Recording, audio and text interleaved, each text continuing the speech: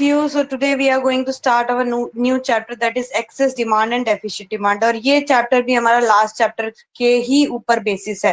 देखो last chapter के अंदर हमने जो था वो डिसइक्विलिब्रियम की बात करी थी, यानी कि ऐसी स्टेट हमने देखी थी जहां पे हमारी एडी जो है वो एएस के इक्वल नहीं होती है। ठीक है, क्या होता है, दो अलग सी सिचुएशन क्या बोलती है, जब हमारी एग्रीगेट डिमांड जो है वो ज्यादा हो जाती है एग्रीगेट सप्लाई से, या फिर हमारी एग्रीगेट डिमांड जो है वो कम हो जाती है एग्रीगेट सप्लाई से। तो ये दोनों सिचुएशन हमको देख के लगा था कि ये दोनों की दोनों situation it is not good for our economy, और कोई भी ऐसी सिचुएशन जो हमारी इकोनॉमी के लिए अच्छी नहीं है वो गवर्नमेंट की जिम्मेदारी होती है या फिर जो भी अथॉरिटी होती है उनकी जिम्मेदारी होती है कि उसको रेक्टिफाई करना है। तो पहले तो हम ये सिचुएशन समझते हैं, AD is more than AS और AD is less than AS. इन सिचुएशन को क्या बोला जाता है, ठीक है, तो इन दोनों सिचुएशन को क्या बोला जाता है, इनके बीच का जो गैप होता है उनको क्या बोला जाता है, एंड वो गैप को हम कैसे ओवरकम करेंगे या फिर कैसे वापस गैप को हम कम कर देंगे, वो हम इस चैप्टर के अंदर पढ़ेंगे। तो कॉन्सेप्ट की क्लैरिटी अगेन बहुत जरूरी है, आपको होनी चाहिए। छोटी छोटी माइनर से चीजें हैं वो आपको बहुत ध्यान से समझनी पड़ेंगी, तभी आपको इस चैप्टर की बेसिक नॉलेज पता चलेगी। तो सबसे पहले हम इस चैप्टर के अंदर जो कॉन्सेप्ट पढ़ेंगे उसको हम बोलते हैं एक्सेस डिमांड। तो यहाँ पे एक्सेस डिमांड जब मैंने बोला है तो वर्ड आ रहा है एक्सेस। एक्सेस का मतलब क्या होता है, ज्यादा, और मैंने बोला है एक्सेस डिमांड, तो एक्सेस डिमांड का मतलब डिमांड हो गई है ज्यादा। तो excess demand refers to a situation when aggregate demand is more than aggregate supply corresponding to full employment level of output in the economy। ठीक है, ये होता है excess demand का मतलब। अगर मैं excess demand को आपको एक ग्राफ में समझाऊंगी तो आपको बहुत इजीली समझ आ जाएगा कि excess demand का मतलब क्या होता है। तो हमारी इकोनॉमी बच्चों फुल एम्प्लॉयमेंट लेवल पे कब होती है, ये फुल एम्प्लॉयमेंट लेवल पे होती है जब एडी जो है वो एएस के क्या हो जाता है, इक्वल हो जाता है। ठीक है, हम जब एडी पढ़ते हैं तो हम इसको पढ़ते हैं कि ये हमने प्लान किया है, दिस इज एक्स एंटे। तो ये एग्रीगेट डिमांड हमने जो है वो प्लान किया है, एक्सपेक्ट किया था कि इतना क्या होगा, इतना हाउस होल्ड कंज्यूम करेगी और इतना क्या होगा, इतना इन्वेस्टमेंट होने वाला है। लेकिन हमारा जो इन्वेस्टमेंट है वो हमारी प्लान्ड इन्वेस्टमेंट से ज्यादा हो जाता है। तो इन्वेस्टमेंट हमारा जो है वो प्लान्ड इन्वेस्टमेंट से ज्यादा हो जाता है, तो हमारा एडी क्या हो जाएगा, इंक्रीज कर जाएगा। तो अब की बार जो एडी बनेगा वो क्या बनेगा बच्चों, सी रहेगा ही रहेगा, इन्वेस्टमेंट रहेगा ही रहेगा, लेकिन अब की बार हमने एडिशनल इन्वेस्टमेंट कर दिया तो ये डेल्टा आई भी बन जाएगा, प्लस डेल्टा आई। ठीक है, हमने क्या किया, हाउस होल्ड ने कंज्यूम किया, हाउस होल्ड का कंजम्पशन एक्सपेंडिचर प्लस इन्वेस्टमेंट, ये हो गया एडी। लेकिन जब हम एडिशनल इन्वेस्टमेंट कर देते हैं तो उसको भी ऐड कर देंगे तो एडी हमारा क्या चला जाएगा, ऊपर चला जाएगा। फुल एम्प्लॉयमेंट की सिचुएशन मेरे को यहाँ पे दिख रही है जिसको मैं ई से डिनोट करूंगी। अब आप देखो, जब आपकी एक्चुअल डिमांड जो है वो ऊपर चली गई, एक्चुअल डिमांड आपकी इंक्रीज कर गई है, तो आपका एडी और एएस मीट क्या कर रहा है, यहाँ पे पॉइंट, इस पॉइंट पे मीट कर रहा है, इसको मैं एफ पॉइंट दे देती हूँ। ठीक है, तो एडी और एएस क्या हो रहा है, अब आपका एफ पॉइंट पे क्या कर रहा है, मीट कर रहा है। तो एक्सेस डिमांड हो गई, आपकी डिमांड क्या हो गई है, ज्यादा हो गई है। ठीक है, इसी सिचुएशन को बोलते हैं हम एक्सेस डिमांड की सिचुएशन। और ये आपकी एग्रीगेट डिमांड जो है एग्रीगेट सप्लाई से ज्यादा हुई है करस्पॉन्डिंग टू फुल एम्प्लॉयमेंट, यानी कि इसको बेस लेके अगर हम समझेंगे तब हमारी ज्यादा हुई है। तो पहले ई पे थी, अब क्या चली गई है, एफ पे चली गई है। ठीक है, पहले कहां पे थी, ई पे थी, अब क्या चली गई, एफ पे चली गई है। अब जो इन दोनों के बीच में बच्चों गैप बन रहा है, ये जो गैप बन रहा है इन दोनों के बीच में, यानी कि आपकी प्लान्ड डिमांड और एक्चुअल डिमांड के बीच का जो गैप है, इस गैप को हम बोलते हैं इन्फ्लेशनरी गैप। क्या बोलेंगे, इन्फ्लेशनरी गैप।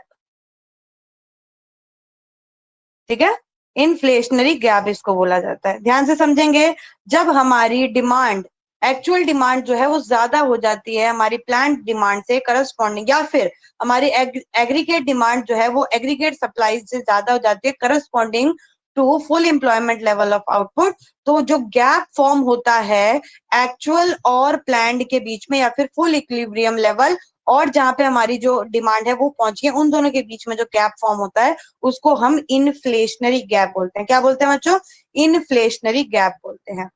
ठीक है, इन्फ्लेशनरी गैप बोलते हैं। अब इन्फ्लेशनरी गैप से होता क्या है समझो। इन्फ्लेशनरी गैप का मतलब क्या है कि एग्रीगेट डिमांड ज्यादा होगी एग्रीगेट सप्लाई से।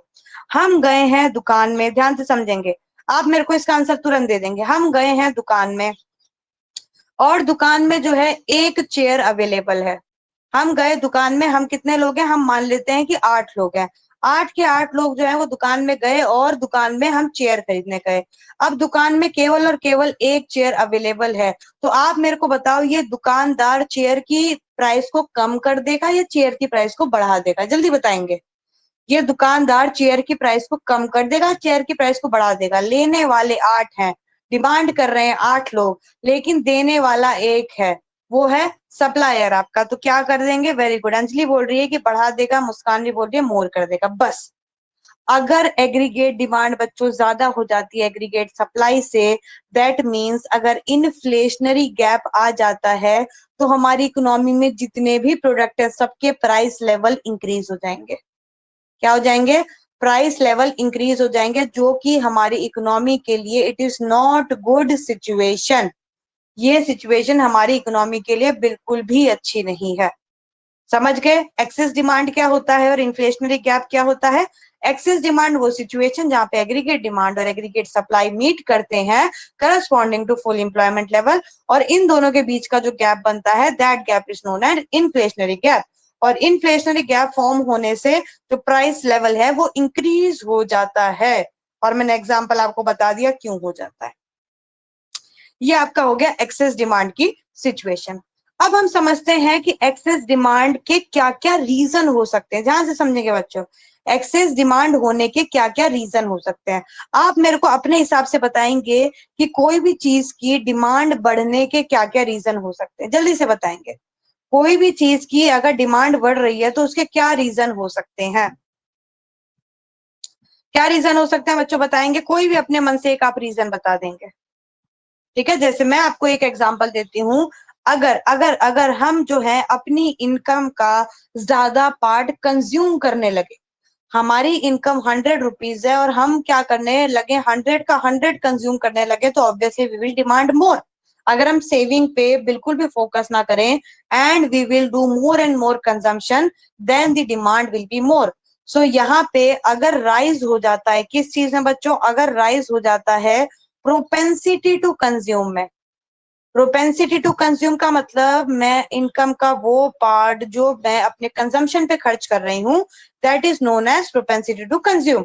तो अगर मैं अपनी प्रोपेंसिटी टू कंज्यूम को इंक्रीज कर देती हूँ तो obviously I will demand more and more. मैं क्या करूंगी? ज्यादा डिमांड करूंगी। ये पहला कारण हो जाता है हमारा डिमांड इंक्रीज होने का, एक्सेस डिमांड होने का पहला रीजन हो जाता है। दूसरा रीजन क्या होता है, ये भी एग्जाम्पल से समझते हैं। मेरी 100 रुपीज की इनकम है, ध्यान से समझेंगे, मेरी 100 रुपीज की इनकम है, और जो भी इनकम हम कमाते हैं एक लिमिटेशन के बाद अगर उससे ज्यादा हमारी इनकम है तो वी हैव टू पे टैक्स। मान लेते हैं कि 100 रुपीज की लिमिटेशन है, 100 रुपीज के ऊपर जो भी कमाएंगे तो हमको टैक्स देना पड़ेगा। तो 100 रुपीज क्या है, हमको हमारी इनकम हुई है और 100 रुपीज पे मेरे को 10% का टैक्स देना है। तो अगर मैं 100 रुपीज में 10% का टैक्स दूंगी तो यानी कि I can spend 90 rupees on my self. मैं 90 रुपीज अपने ऊपर खर्चा कर सकती हूँ? हाँ जी दीदी बिल्कुल कर सकती हूँ। अगर ये टैक्स रेट बच्चों कम हो जाता है और कम हो गया 5% का हो जाता है, अब मैं कितना खर्चा कर सकती हूँ? अब मैं खर्चा कर सकती हूँ 95 रुपीज का। तो क्या टैक्स रिड्यूस होने से मैं डिमांड ज्यादा कर रही हूँ? यस और नो? क्या टैक्स रिड्यूस होने से मैं डिमांड ज्यादा कर रही हूँ? यस और नो? यस। अगर टैक्स रेट में कमी आ जाती है, second point is reduction in tax. बहुत इंपॉर्टेंट है ये पॉइंट बच्चों, from the point of view of assertion and reasoning question. ये रीजन आपको पता होने चाहिए। ठीक है, रिडक्शन इन टैक्स अगर हो जाता है तो obviously demand will be exceed exceed demand, या फिर एक्सेस डिमांड हो जाएगी। ठीक है ना, एक्सेस डिमांड हो जाएगी। थर्ड पॉइंट समझते हैं, चलो। थर्ड पॉइंट में मैं आपको बोल रही हूँ, देखो ये आपका घर है, मान लेते हैं, बहुत गंदी ड्राइंग है पर आप मान लो कि ये आपका घर है और आपके घर के पास जो है एक नदी है। ऐसी हम सीनरी बनाते बनाते थे ना बच्चों बचपन में, ऐसा घर होता था, यहाँ पे पहाड़ होते थे, सीनरी बनाते थे हम लोग। तो ये हमारा घर है और यहाँ से एक सड़क जाती है। अब यहाँ पे जो है वो मार्केट लगती है, लेकिन मार्केट में जाने के लिए कोई ब्रिज नहीं है यहाँ पे। देखो मार्केट में जाने के लिए कोई भी फिलहाल ब्रिज नहीं है। अगर मैं अपने पैसे खर्च करके यहाँ पे ब्रिज बनवाती हूँ, मान लो मैं 100 रुपीज कमा रही हूँ और मैंने अपने पैसे खर्च कर दिए ब्रिज लगाने में, तो क्या मैं कंज्यूम कर पाऊंगी? मैं कंज्यूम नहीं कर पाऊंगी। ठीक है, क्योंकि मेरा पैसा जो है वो खर्च हो गया ब्रिज लगाने में, या फिर मेरी इनकम जो है वो कम हो गई है ब्रिज को बनाने में। अगर बच्चों ये ब्रिज बनाने का जिम्मेदारी गवर्नमेंट ले लेती है, अगर ये ब्रिज बनाने की जिम्मेदारी गवर्नमेंट ले लेती है, यानी कि गवर्नमेंट जो है अपने एक्सपेंडिचर को इंक्रीज कर देती है, गवर्नमेंट जो भी एक्सपेंडिचर पब्लिक पे कर रही है उसको वो इंक्रीज कर देती है, तो किसका फायदा हुआ? ये फायदा हुआ पब्लिक का। अगर पब्लिक के बिहाफ में गवर्नमेंट कोई भी पब्लिक पे खर्चा कर देती है तो पब्लिक को उससे हमेशा फायदा होता है और उससे क्या होती है? डिमांड ज्यादा बढ़ती है। अब यहाँ पे गवर्नमेंट ने क्या किया? ब्रिज बना दिया। अब क्योंकि गवर्नमेंट ने ब्रिज बना दिया, अब I can easily go to this market and I can consume more and more. तो गवर्नमेंट का ब्रिज बनाना है यानी कि मेरे लिए एक फैसिलिटी प्रोवाइड होगी, I can access to the market. ठीक है, सो थर्ड पॉइंट के अंदर हम ये बोल सकते हैं there is increase in government expenditure. अगर गवर्नमेंट ज्यादा खर्चा करेगी, ऑब्वियसली गवर्नमेंट किस पे खर्चा करेगी? गवर्नमेंट पब्लिक पे खर्चा करेगी। So if a government is spending more and more on public, तो पब्लिक को फायदा होगा, इससे पब्लिक क्या करेगी? डिमांड ज्यादा करेगी। So third point is increase in government expenditure. ठीक है, third point is increase in government expenditure. Fourth point क्या हो सकता है? फोर्थ पॉइंट हो सकता है कि दीदी अगर हमने अपना पैसा कहीं पे इन्वेस्ट कर दिया तो वहां से हमको ज्यादा से ज्यादा क्या मिलेगा? रिटर्न मिलेगा। जितना ज्यादा हम पैसा इन्वेस्ट करेंगे उतना ज्यादा हमको क्या मिलेगा? रिटर्न मिलेगा। और उतना ज्यादा हम क्या करेंगे? डिमांड करेंगे। हम क्या करेंगे? उतना ज्यादा डिमांड करेंगे। So if there is increase in investment we will demand more and more. हम क्या करेंगे? ज्यादा से ज्यादा क्या करेंगे? डिमांड करेंगे। ठीक है, आगे समझते हैं। अब ये हमने पूरे के पूरे अपने इंडिया की बात कर ली, अब फॉरेन की बात करते हैं हम लोग कि फॉरेन के मुकाबले में हम कब डिमांड ज्यादा करना शुरू करेंगे। तो इसको समझो, हम बनाते हैं अपने भारत का नक्शा। भारत का नक्शा हम रोटियों में ज्यादातर बनाते हैं, पर हम यहाँ पे भी अपने भारत का नक्शा बना लेंगे। तो मैं बोलती हूँ कि ये हमारा इंडिया है। जस्ट एग्जाम्पल, नीचे का पार्ट में बना रही हूँ। ठीक है, ये हम क्या मान लेते हैं? हमारा इंडिया है। तो अगर मैं बाहर से फॉरेन से कोई सामान मंगा रही हूँ, ध्यान से अपना, अगर मैं फॉरेन से कोई सामान मंगा रही हूँ तो वो उसको क्या बोलेंगे? इंपोर्ट बोलेंगे कि एक्सपोर्ट बोलेंगे? पहले आप ये बताएंगे। अगर कोई फॉरेन से सामान इंडिया में आ रहा है तो इसको इंपोर्ट बोला जाएगा कि एक्सपोर्ट बोला जाएगा? बताओ, इंपोर्ट बोला जाएगा कि एक्सपोर्ट बोला जाएगा? जल्दी से बोलेंगे। वेरी गुड, सबका आंसर आ गया कि दीदी इसको इंपोर्ट बोला जाएगा। ठीक है, अगर कोई सामान मैं फॉरेन से मंगा रही हूँ, उसकी कॉस्ट पड़ी, कोई सामान नहीं, हम मान लेते हैं कि हमने जो है फॉरेन से एक पेन मंगाया है, हमने एक फॉरेन से पेन मंगाया है और उस पेन की कॉस्ट हमको पड़ी है, क्योंकि हमने फॉरेन से मंगाया है, वो कॉस्ट हमें पड़ी है 20 रुपीज की। समझ रहे हो? अगर हमने फॉरेन से कोई सामान मंगाया है, क्योंकि फॉरेन से मंगाया है, फॉरेन से आने पे यहाँ पे इंपोर्ट ड्यूटी और बहुत बतेरे टैक्सेस लग गए होंगे, तो 20 रुपीज की इसकी वैल्यू पड़ेगी। सेम पेन अगर मैं इंडिया में खरीदती हूँ, सेम पेन अगर मैं इंडिया में खरीदती हूँ तो उसकी वैल्यू 10 रुपीज आती है। तो आप मेरे को बताओ कि आप 20 रुपीज वाला आइटम खरीदोगे कि 10 रुपीज वाला आइटम खरीदोगे? बताओ। You will purchase 20 rupees item और you will purchase 10 rupees item. Very good, सबने बोला कि दीदी हम पैसा बचाएंगे और 10 रुपए का केवल सामान खरीदेंगे। अगर फॉरेन या फिर इंटरनेशनल प्राइजेस जो हैं वो बढ़ जाते हैं बच्चों, तो इंपोर्ट क्या कर जाएगा? फॉल कर जाएगा। इंपोर्ट क्या कर जाएगा? फॉल कर जाएगा। फॉरेन से लोग सामान, क्योंकि हम खरीदेंगे नहीं तो वो भेजेंगे क्यों? तो इंपोर्ट फॉल कर जाएगा और इंपोर्ट के फॉल करने से डोमेस्टिक प्रोडक्ट की डिमांड क्या हो जाएगी? ज्यादा हो जाएगी। इंपोर्ट जैसे ही फॉल करता है डोमेस्टिक प्रोडक्ट की डिमांड जो हो जाएगी वो ज्यादा हो जाएगी। तो मेरा जो रीजन बनता है, fifth reason, that is fall in import. क्या हो गया? फॉल इन अगर इंपोर्ट होता है दीदी तो हमारे डोमेस्टिक प्रोडक्ट की क्या हो जाती है? हमारी डोमेस्टिक प्रोडक्ट की ज्यादा डिमांड करने लगते हैं। अब दूसरी तरीके से समझते हैं। आप मेरे को बताएंगे, अगर मैं फॉरेन में सामान भेजती हूँ तो इसको एक्सपोर्ट बोलेंगे कि इंपोर्ट बोलेंगे?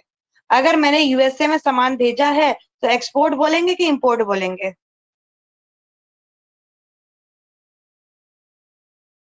इसको बोलेंगे दीदी एक्सपोर्ट। अब ध्यान से समझो, अगर मैंने यूएसए में कोई सामान भेजा है, अगर मैंने यूएसए में कोई सामान भेजा है तो यूएसए में लोगों ने खरीदा, यूएसए से मेरे को क्या हुई? इनकम। जितना ज्यादा मैं सामान भेजूंगी उतना ज्यादा इनकम होगी, और जितनी ज्यादा इनकम होगी बच्चों उतनी ज्यादा मैं डिमांड करूंगी। तो अगर मैं एक्सपोर्ट राइज कर देती हूँ तो इनकम ज्यादा होगी, और इनकम ज्यादा हो जाती है तो that will become one of the reason for excess demand. So the last reason for excess demand is rise in export. क्या हो जाएगा? राइज इन एक्सपोर्ट हो जाएगा. समझ के बच्चों? यस और नो? समझ आ गए सारे रीजन? दोबारा रिपीट कर देती हूँ मैं आपको सारे रीजन. दोबारा हमने सारे रीजन रिपीट कर लिया कि अगर हम अपनी इनकम का ज्यादा पार्ट दीदी कंज्यूम कर लेते हैं तो हमारी इनकम क्या हो जाती है, मतलब हम ज्यादा क्या करने लगते हैं, कंज्यूम करने लगते हैं. Because of that if you consume more, उसकी वजह से हम ज्यादा डिमांड करेंगे. तो ये हो गया. अगर गवर्नमेंट टैक्सेस में रिड्यूस कर देती है तो इनकम हमारी इंक्रीज हो जाएगी, अब ज्यादा टैक्स हमें देने नहीं पड़ेंगे तो वी विल कंज्यूम मोर. अगर गवर्नमेंट एक्सपेंडिचर हम पे करती है तो फायदा हमारा पब्लिक का, तो हम लोग ज्यादा डिमांड करेंगे. अगर हम इन्वेस्टमेंट अपनी इंक्रीज कर देते हैं तो वहां से हमको एक्सपेक्टेड रेट ऑफ रिटर्न ज्यादा मिलेगा and we will demand more. अगर इंपोर्ट में फॉल आता है तो डोमेस्टिक प्रोडक्ट की क्या हो जाएगी, डिमांड ज्यादा हो जाएगी. और अगर एक्सपोर्ट में राइज आता है तो ज्यादा से ज्यादा हमको इनकम मिल सकती है, which will be one of the reason for increase in excess, या फिर इंक्रीज इन डिमांड हो जाएगा, जिसको हम एक्सेस डिमांड बोलते हैं. इज इट क्लियर और नॉट बच्चों? इज इट क्लियर और नॉट? हाँ जी दीदी बिल्कुल क्लियर है. अब हम समझते हैं कि एक्सेस डिमांड, हमने समझ लिया कि एक्सेस डिमांड क्या होती है, क्या कारण होते हैं. अब हम समझते हैं कि अगर एक्सेस डिमांड हो जाती है तो उसका इम्पैक्ट क्या पड़ता है. ध्यान से समझेंगे उसका इम्पैक्ट हमारी इकोनॉमी में क्या पड़ता है, यानी कि क्या असर पड़ता है. तो इम्पैक्ट को अगर मैं 3 पार्ट में डिवाइड कर देती हूँ तो मैं चेक करूंगी क्या इसका कोई इम्पैक्ट आउटपुट में पड़ रहा है, या फिर इसका कोई इम्पैक्ट एम्प्लॉयमेंट पे पड़ रहा है, या फिर इसका कोई इम्पैक्ट जनरल प्राइस लेवल पे पड़ रहा है कि नहीं पड़ रहा है, जिसको हम जीपीएल भी बोलते हैं. ठीक है, तो ध्यान से समझना. आपने मेरे ये डायग्राम मैंने आपको बना के दिखाया था, ये डायग्राम मैंने आपको बना के दिखाया था जहां पे हम फुल एम्प्लॉयमेंट लेवल की सिचुएशन को क्रॉस कर चुके हैं. हमने क्या किया है, फुल एम्प्लॉयमेंट लेवल की सिचुएशन को क्रॉस कर दिया है. फुल एम्प्लॉयमेंट लेवल की सिचुएशन ऐसी सिचुएशन होती है जहां पे हम सारे के सारे अपने रिसोर्सेज को फुल्ली यूटिलाइज करते हैं, यानी कि आउटपुट को हमने फुल्ली यूटिलाइज किया है. ठीक है. दूसरी चीज, फुल एम्प्लॉयमेंट लेवल की ऐसी सिचुएशन होती है जहां पे एम्प्लॉयमेंट में कोई भी चेंजेस पॉसिबल नहीं होता है. यहाँ पे फुल एम्प्लॉयमेंट हमने कर दिया है, सारे के सारे रिसोर्सेज हमारे फुल्ली यूटिलाइज है. अगर एक्सेस डिमांड हो जाती है तो एक्सेस डिमांड तब आएगी जब हम फुल एम्प्लॉयमेंट लेवल की सिचुएशन को अचीव करके उसके बियॉन्ड जा चुके होंगे. तो अगर हम फुल एम्प्लॉयमेंट लेवल की सिचुएशन को अचीव कर चुके हैं तो देयर विल बी नो गुंजाइश in changes in output. Output में कोई भी इफेक्ट नहीं पड़ेगा. There will be no ideal capacity in the economy में. ठीक है, क्यों? क्योंकि ऑलरेडी हमारी इकोनॉमी फुल एम्प्लॉयमेंट लेवल पे एग्जिस्ट करके उसके बियॉन्ड जा चुकी है, तो आउटपुट पे कोई भी फर्क नहीं पड़ेगा. अगर मैं एम्प्लॉयमेंट की बात करूं तो एम्प्लॉयमेंट लेवल भी हम लोग फुल्ली अचीव कर चुके हैं. There will be no change in level of employment as economy is already operating in full employment equilibrium. अगर किसी चीज में चेंज आएगा तो बच्चों वो जनरल प्राइस लेवल पे चेंज आएगा, और आप मेरे को बताएंगे कि एक्सेस डिमांड होने पे जनरल प्राइस लेवल इंक्रीज करेगा कि डिक्रीज करेगा. जल्दी बताएंगे. एक्सेस डिमांड की सिचुएशन आने पे जनरल प्राइस लेवल इंक्रीज करेगा कि डिक्रीज करेगा? सब बच्चे बोल दिए इंक्रीज करेगा, क्योंकि दीदी अभी आप ही ने तो बताया कि एक्सेस डिमांड यानी कि इन्फ्लेशन, इन्फ्लेशन यानी कि खरीदने वाले 8, बेचने वाला 1, वो तो बढ़ाएगा प्राइस, और उसने बढ़ा दिया प्राइस तो हमारा जनरल प्राइस लेवल क्या हो गया, इंक्रीज हो गया. तो ये है बच्चों आपका एक्सेस डिमांड का पूरा concept, short, crisp and clear. ठीक है, चलो वेरी गुड.